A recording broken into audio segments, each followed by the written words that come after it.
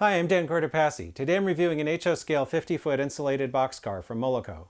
My model is decorated for Southern Pacific and represents an SP B70-10R PCF 50-foot insulated boxcar.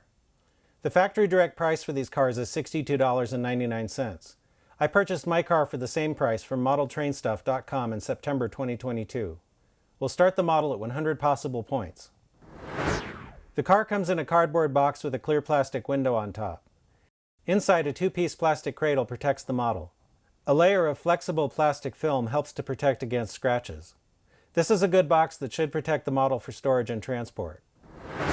Southern Pacific's 50-foot B70-10 boxcars were built by Pacific Car Foundry in 1962.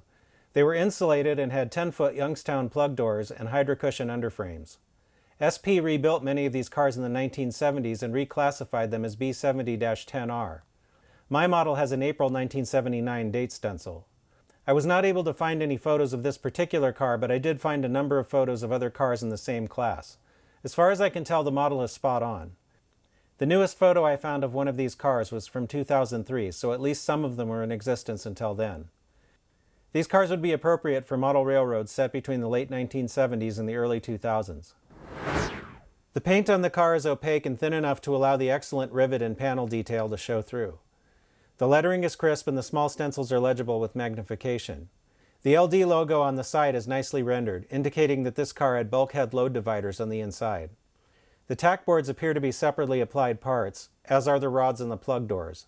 The car doors don't open. At the corners, the car has cut-down freestanding ladders and delicate stirrup steps.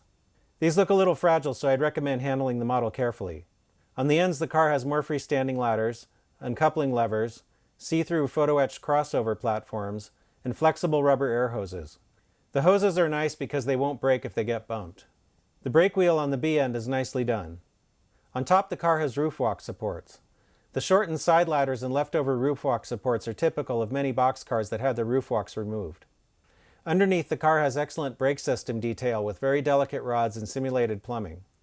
The trucks have metal wheels with the standard RP25 profile. The end caps on the axles do not rotate. The car has KD scale couplers on both ends. Looking for a match on the horizontal center line, the coupler on the A end is high, so I'm taking 5 points. The coupler on the B end is at the correct height. All the wheels are engaged according to the NMRA standards gauge. The car wobbles, meaning that the body keeps wiggling after the wheels have settled on the track, so I'm taking 5 points. The car weighs 4.5 ounces, which matches the NMRA recommended weight for a car of this length. The car is free rolling. To fix the high coupler, I'll start by removing the A end truck. There's a small washer that fits between the screw and the truck. Be careful not to lose it. Since I need to lower the car on this end, I'll file some material off the top of the bolster on the truck. After some trial and error, the coupler height is now fixed. It looks to me like the body wobble problem is due to the bolster pin on the bottom of the car being slightly too thick, making it impossible for the truck screw to fully clamp down on it. I'll file some material away. I've reinstalled the truck and tightened the screw so that the truck can pivot but not rock side to side. You should only do this on one end. The other end should be looser so that the car can negotiate uneven track. Now the car doesn't wobble anymore. The roof on the car is removable. There really isn't any need to add weight, but if you wanted to, you could. Let's see what we've got.